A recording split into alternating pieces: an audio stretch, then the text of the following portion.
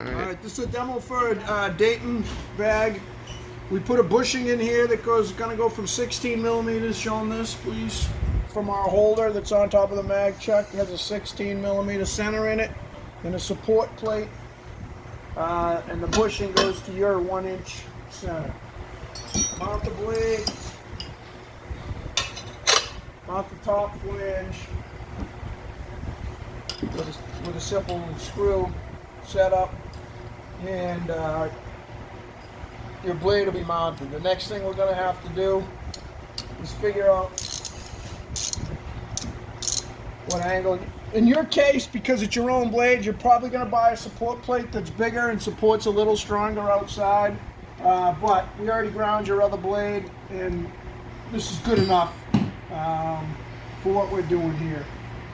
In the real world, once you know, you'll buy a little bit bigger support plate. If you come around this side with the video, this is how we find the angle. So this is a digital angle gauge. Your secondary angle is about 10 degrees, and your primary angle is about 17 degrees. So the head will tilt by loosening up 3 bolts.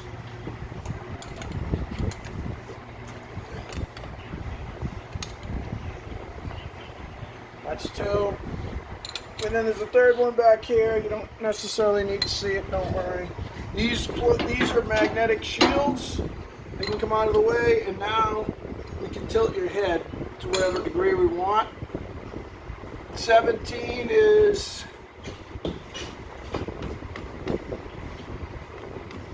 about there, and then we'll tighten it up. Now we can stop the film, and we'll show you what we're going to end up doing next. Okay, the next thing we'll do for micro tuning the angle, a lot of times we'll Sharpie mark the grind area. That way when we start grinding it, we'll be able to really see what we actually are grinding. Then we'll swing the head into place. It doesn't necessarily really matter where it is, as long as the wheel is over the workpiece. So we slide the head into place with the wheels over the workpiece, and we lock the head so it can't move anymore. Next thing we do is we bring the head down manually until it touches the blade. Usually you can eye it till you get close, and then we'll spin it until we hear it catch, which it just caught there. Once it catches, we'll bring it back a certain amount so that we make sure we're clear. We're going to turn the machine on next, so I will put the shield in the way. I usually will run the plate around just to make sure I didn't touch off on a low spot. And I'll listen for a full revolution. So it's not touching anywhere, which is good. Now I'll turn the wheel on. Our machine, if you look down here, has e-stop. This was wheel on. That was carriage on. This is coolant on, which I'm not going to do until I touch off. This is reversal of the wheel direction. So right now I have the wheel spinning away so that the coolant splashes down towards the pan. It's spinning off the cutting edge, and then this will speed up the table turn or slow the table turn down. That's variable speed, and this is how we set the down feed. I'll explain that once we get it set up. So now that the machine's turned, and I'm going to down feed until I hear it touch. So we got a little touch there, which was closer than I anticipated, so that's going to be the high spot on your knife. But now we got a spot where we're touching, and you can hear it's only touching one side. It means that your knife's a little inconsistent, which is very normal, especially the first time. And now I'll start to get my shields in place, and I'll turn on the coolant.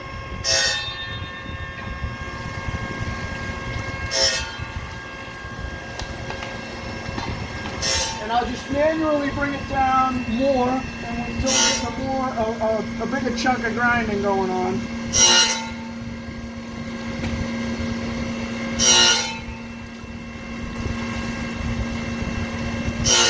I'm speeding up the plate right now, just so we can get this process done quicker.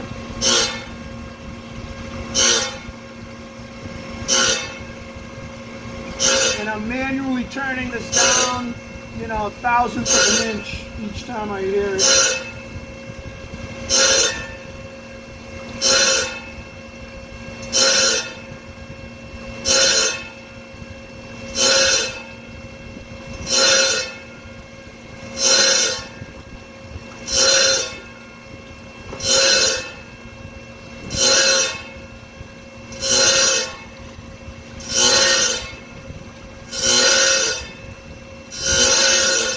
Getting a longer touch now. So almost to a position where I can start the auto feed.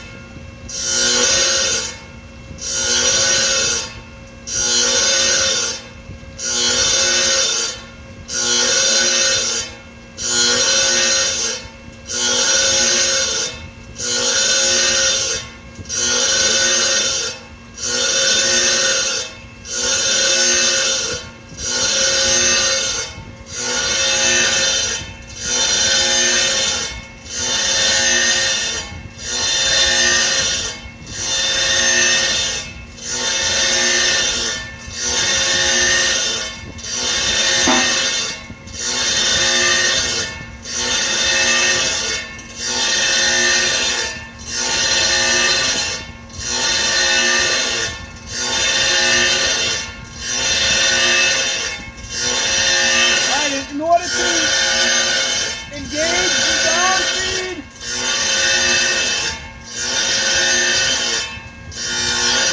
I'm going to bring it up a bit so I can talk. In order to engage the down feed system, we're going to pull the lever down, and that will start the automatic cycle.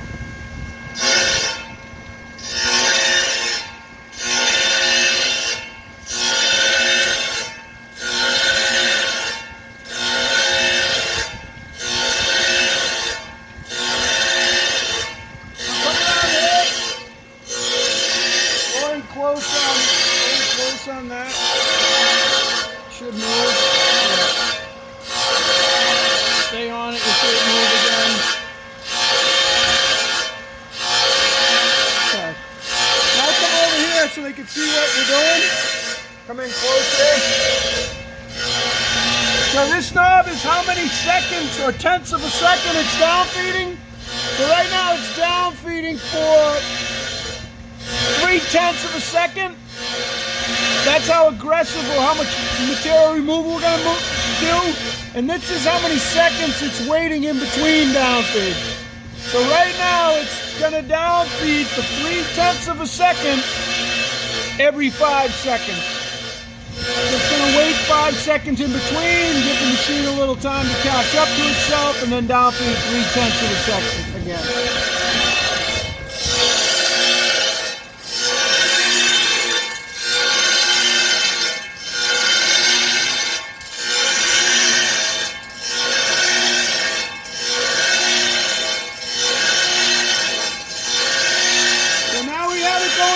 Completely. If we look for the black choppy marks, they're all gone on the edge of the blade, and we probably have another minute here for the blade to catch up. Come on, Willow.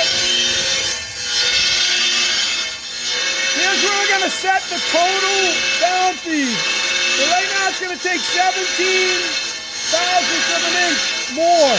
I don't need that much. I can tell that I'm almost done. So I'm going to disengage the down feed for a second. I'm going to set this.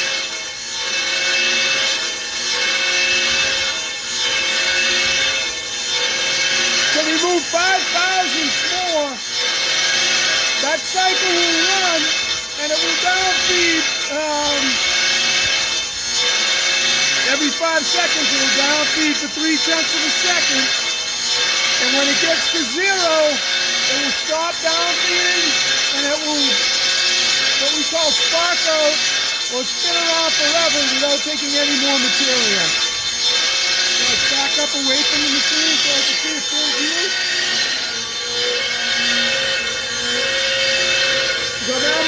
hear me a little bit better, but this is now we're in auto cycle. We can walk away from the machine and let it run. And when it gets to 0 on that scale, it will stop going down and it will just spark out forever. A lot of times for the last few passes, we like to slow the table speed down a little bit to get a fine finish, but you know, since you guys are going to be grinding in-house, it doesn't matter too much. We'll cut the video now because there may be a minute and a half of waiting, and we'll come back when it gets to 0. Zoom in on here. It probably has one more down feed cycle. Sometimes it'll go a little past 0, but it should stop. It should stop right there.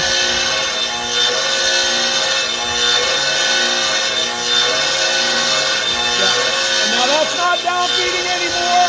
That will spark out and go around in circles forever until we decide to shut the machine off. If you look close at the edges now, I can see that the blade has been done all the way around. And I think we're good.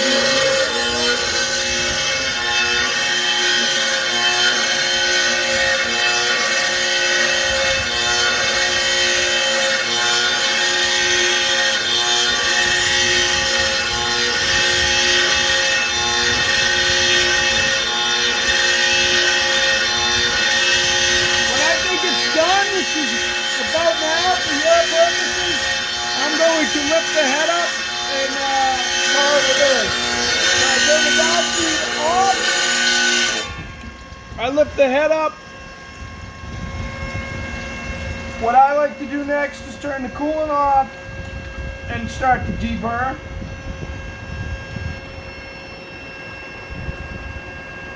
Turn the wheel off, but keep the table turning. And we have a deburring tool somewhere around here. Let's see. Yes, I took my deburring.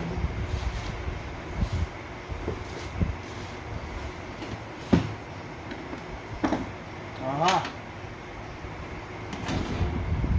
So we like to deburr at slow speeds, just mostly for safety. In fact, I'll put this glove back on.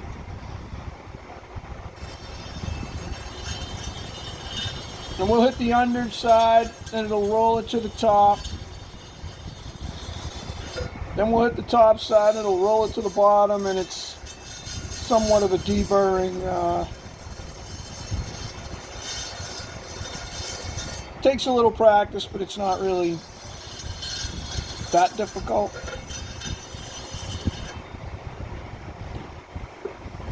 And then I like to, at the end, put a piece of cardboard through there that's easy to just pull the wire out.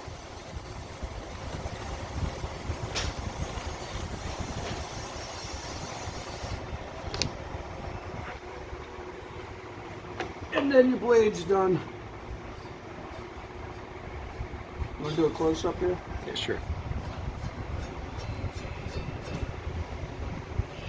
So we'll pack these up and send them to you. We'll load this video up on YouTube, and you can test them at home. See how it goes. Thank you.